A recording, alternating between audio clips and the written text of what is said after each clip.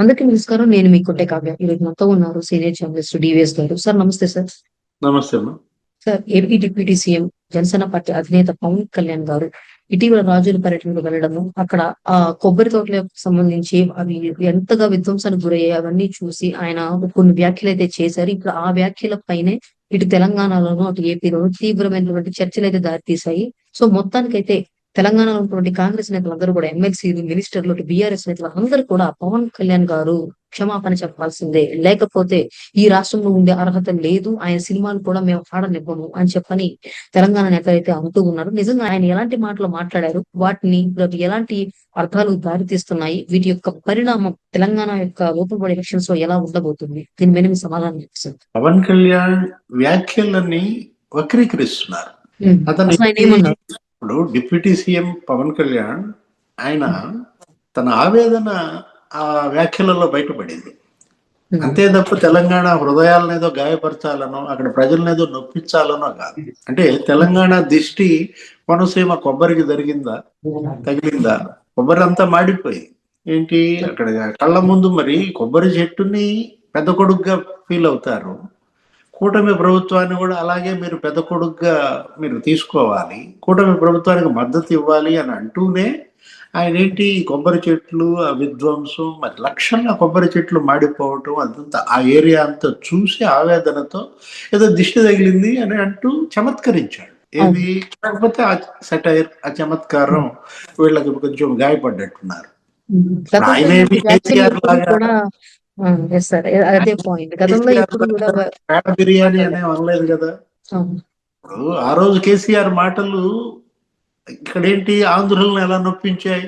ఇప్పుడు అది పేడ బిర్యానీ అని, లేకపోతే లంకలో రాక్షసులని రకరకాలుగా ఆయన మాటలు, అందుకని ఆయన పైన అంత వ్యతిరేకత ఆంధ్రాలో వచ్చింది. ఇప్పటికీ ఆంధ్ర ప్రజలు కేసీఆర్ ని ఆదరించకపోవటం, ఆయన అంటేనే ఒక రకంగా రగిలిపోవటం, అక్కడ సెటిలర్స్ కూడా, అక్కడ ఉన్నటువంటి ఆ ప్రాంతాల్లో సెటిల్ అయిన ఆంధ్రులు కూడా, ఎందుకంటే కారణం ఇది ఏముంది, ఇది చిన్న సెటైర్. కాకపోతే ఒకటి, ఇది కూడా ఒక గుణపాఠంగా తీసుకోవాలి. ఎవరు రాజకీయ నాయకులు మనమేదో చమత్కారం చేసామని అన్నట్టుగా అన్నా కూడా, కానీ ఏమవుతుంది ఇవాళ అవే వచ్చి గుచ్చుకుంటున్నటువంటి పరిస్థితుల్లో పవన్ కళ్యాణ్ మరి దీన్ని ఒక గుణపాఠంగానే తీసుకోవాలి. ఇప్పుడు కోమటిరెడ్డి వెంకటరెడ్డి మాట్లాడాడు ఏమని, సారీ చెబితే 1-2 సినిమాలన్నా ఆడిస్తాము, సారీ చెప్పకపోతే అవి కూడా ఆడియమంటాడు. రకరకాలుగా పొన్నం ప్రభాకర్ మాట్లాడతాడు. అసలు చంద్రబాబు క్షమాపణ చెప్పాలని కొంతమంది డిమాండ్ చేస్తుంది. ఇప్పుడు ఎవరు మాట్లాడినా, ఇప్పుడు ఎమ్మెల్యే మాట్లాడినా, మంత్రి మాట్లాడినా, వీళ్ళు వెంటనే ఒకే ఒక్క మాట, చంద్రబాబు క్షమాపణ చెప్పాలి. ఆయనన్న మాటలకైతే ఆయన చెప్తాడు.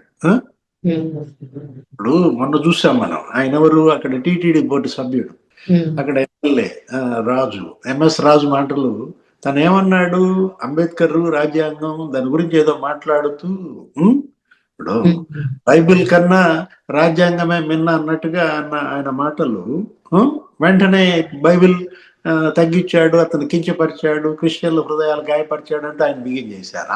దానికి ముందు వదిలేశారు. భగవద్గీత కన్నా అన్నాడు, లేకపోతే ఖురాన్ కన్నా అన్నాడు. అంటే ఆ భగవద్గీత ఖురాన్ వదిలేసి ఒక బైబిల్నే పట్టుకుని ఎంఎస్ రాజు అసలు ఇటుంటాడు, అసలు టీటీడీ బోర్డుగా ఉండటానికి వీళ్ళే తీసేయండి అని చెప్పి గందరగోళం చేశారు. అంటే ఒక చిన్న మాట, పొరపాటున పొర్లిందంటే జరిగేటువంటి దుష్పరిణామాలు ఎలా ఉంటాయి అనే దానికి ఉదాహరణ అనమాట. ఇప్పుడు ఇంత ముందులాగా సెటైర్స్, లేకపోతే చమత్కారం, ఎటకారం రకరకాలుగా వేద్దాం అనుకుంటే కుదరదు. అంటే సహజంగా అంటుంటారు కదా సార్, ఇప్పుడు ఒక చిన్న పురిట్లో ఉన్నటువంటి బిడ్డ దగ్గర నుంచి కూడా తల్లి చెప్తూ ఉంటుంది, అంటే గోరుముద్ద పెడతా ఇరుగు దిష్టి పొరుగు దిష్టి అని చెప్పని.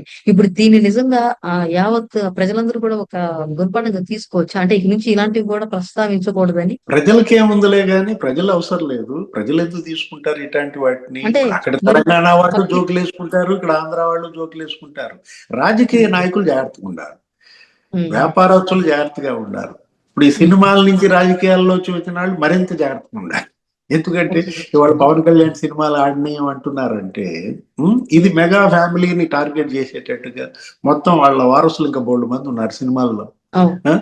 చిరంజీవి కొడుకు కావచ్చు, నాగబాబు కొడుకు కావచ్చు, ఇక వాళ్ళందరు సినిమాలు ఆడినాం అంటారా ఏంటి? అందులో అసలే లోకల్ బాడీ ఎలక్షన్స్ అయితే వచ్చేసాయి, మరి అవేమైనా ఇంపాక్ట్ అవుతుందంటారా ఈ విషయం గురించి? దీన్ని అడ్డం పెట్టుకుని తెలంగాణలో కాంగ్రెస్ పార్టీ ఏంటి, నేనే తెలంగాణ దీనికి ఛాంపియన్ అనుకుంటాను. ఇప్పుడు బీఆర్ఎస్ ఇక అదేంటి ముగిసిన అధ్యాయం అయిపోయినట్టు. కాబట్టి మేము తెలంగాణ మీద మాట పడనీయం అంటూ ఇవాళ పవన్ కళ్యాణ్ అడ్డం పెట్టుకుని అక్కడ బీఆర్ఎస్ కు స్పేస్ లేకుండా చేయటం కోసం కోమటిరెడ్డి వెంకటరెడ్డి లేకపోతే పొన్నం ఇలాంటి వాళ్ళు ఈ మాటలను చూడాలా. ఏదైనా ఇక్కడ మాత్రం వాస్తవం, రాజకీయ నాయకుల జీవితాలు ఇవాళ ఏంటి, ముళ్ళొచ్చి అరిటాకు మీద పడ్డా, అరిటాకు వచ్చి ముళ్ళు మీద పడ్డా చిరిగేది అరిటాకే. అంటే అరిటాకు అంత సున్నితం అయిపోయారా రాజకీయ నాయకులు లేకపోతే పార్టీలు? ఇవాళ వీళ్ళు వీళ్ళెళ్ళి ప్రజల మీద పడ్డా, ప్రజలు వచ్చి వీళ్ళ మీద పడ్డా చిరిగేది వీళ్ళే అనమాట. అంత జాగ్రత్త ఉండాలి. ఎందుకని మొత్తానికి పవన్ కళ్యాణ్ గారు డిమాండ్ చేస్తున్నారు, ఏముంది అందులో చెప్తారు, దాంట్లో తప్పేముంది. క్షమాపణగా తనకే తెలియకుండానే నేను ఏదో సెటైర్ వేసారు, చమత్కారంగా మాట్లాడాను, పోనీ నా చమత్కారం మీకంత మరి నొప్పిగా అనిపించినప్పుడు దానికి వెనక్కి తీసుకుంటానంటాడు, తప్పే ఉంది అందుట్లో. జనరల్ గా చిన్న సెటైర్ అమ్మా, అది కూడా కొబ్బరి మాడిపోయింది. గతంలో ఏంటంటే తెలంగాణ కోనసీమగా మారింది, కోనసీమ తెలంగాణ అయిపోతుందన్న బాధ అది. మీరు బ్రహ్మాండంగా కరీంనగర్ ఇవాళ ఏంటి అసలు అక్కడ పండుతున్నటువంటి ధాన్యం కోనసీమలో పండట్లేదు. వాళ్ళ అన్నపూర్ణ అనేవాళ్ళు, దీన్ని గోదావరి జిల్లాలోని ఆంధ్రప్రదేశ్ కి ధాన్యాగారం అనేవాళ్ళు. అట్లాంటిది వాళ్ళు ఇక్కడ ఏమవుతుంది, ఇదంతా చూసి అతని ఆవేదనతో తెలంగాణలో బ్రహ్మాండంగా సేద్యం చేసుకుంటున్నారు, అక్కడ ధాన్యం పండిస్తున్నారు. ఇవాళ భారతదేశానికి అన్నపూర్ణగా తెలంగాణ మారుతోందన్న ప్రశంస కూడా ఇందులో దాగి ఉంది. అది వదిలేస్తే మంచి కన్నా చెడుని ఎక్కువ తీసుకోవడానికి సొసైటీ యాక్సెప్ట్ చేస్తుంది సార్. ఇది మాత్రం చాలా ప్రమాదకరమైన ధోరణులు అన్నమాట. అంటే వీళ్ళ రాజకీయం కోసం ప్రజల్ని ఏ విధంగా అయినా సరే దృష్టి మళ్లిస్తాం, లేదు అపోహలు పెంచుతాం, విద్వేషాలు రెచ్చగొడతాం అనే ధోరణి అది సరైనది కాదు. ఏది మనసును నొప్పించే అంశం, ఆ మాత్రం ఇంగిత జ్ఞానం లేకుండా ఈ విధంగా మాకు అనవసరం ఇవన్నీ కూడా దొరికాడు కాబట్టి మేము చేస్తామంటే అది తప్పు కదా. రాజకీయం అంటే వీళ్ళు రాజకీయం కోసం ఏదైనా చేస్తారనమాట. రాజకీయం కోసం ఇంత తెగబడి బరితెగింపుగా చేస్తున్నప్పుడు వీళ్ళు జాగ్రత్తగా ఉండాలి. నేను అంటోంది అదే, అత్యంత జాగరూకతతో కనుక వ్యవహరించకపోతే, ఇప్పుడు పెదవి దాటి పృథ్వీ దాటుద్దనో అది అంటారు, నోటి మాటే కదా ముఖ్యం దేనికైనా కూడా.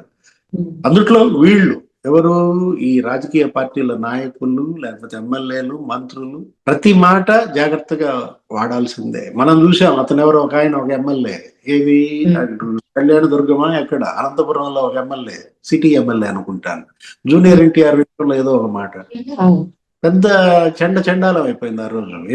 అదేదో సినిమా నేను ఆడినామని ఇక్కడ అంటూ జూనియర్ ఎన్టీఆర్ ఉద్దేశించి అతను ఏదో అన్నాడని చెప్పు ఒక మాట, ఏదో ఆడియో సంభాషణ ఏదో బయటకు లీక్ అయింది.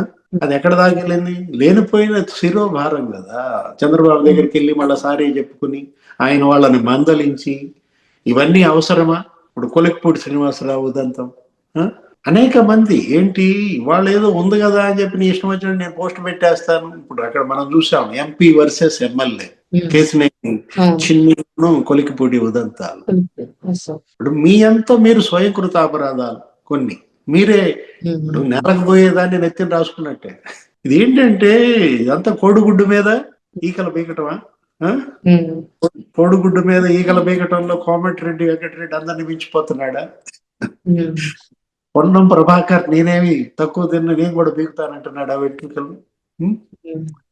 అసలు ఇదంతా కూడా సెంటిమెంట్, ఏ చిన్న గ్లూప్లు వచ్చినా కూడా అస్త్రంగా చేసుకునే బీఆర్ఎస్ మించి మేము అని చెప్పుకునేలా చేసుకుంటున్నాం. ఇది తప్పు. దీని వల్ల ఏమవుతుందంటే గోడ గట్టినట్టు అవుతుంది. తెలంగాణ వేరు, ఆంధ్రప్రదేశ్ వేరు కాదు కదమ్మా. అందరూ కలిసిమెలిసే జీవించారు కదా, తెలుగు వాళ్ళు కదా. ఉమ్మడిగా ఇవాళ ఆంధ్రప్రదేశ్ ఎన్నేళ్ళు. అట్లాంటిది మీరు ఇక్కడ బియ్యం తీసుకుంటారు, వాళ్ళు మీ పిల్లల్ని చేసుకుంటారు, వాటికి లేని అభ్యంతరాలు ఈ గోడలు అడ్డుగోడలు వీటికి వస్తున్నాయా? ఏదో కేవలం ఏంటంటే ఓట్ల కోసం వీళ్ళు ఎలాంటి పనులకైనా దిగజారుతారు, అంతకన్నా ఏమీ లేదనమాట రాజకీయ కోణం దీంట్లో. Thank you sir. నమస్తే.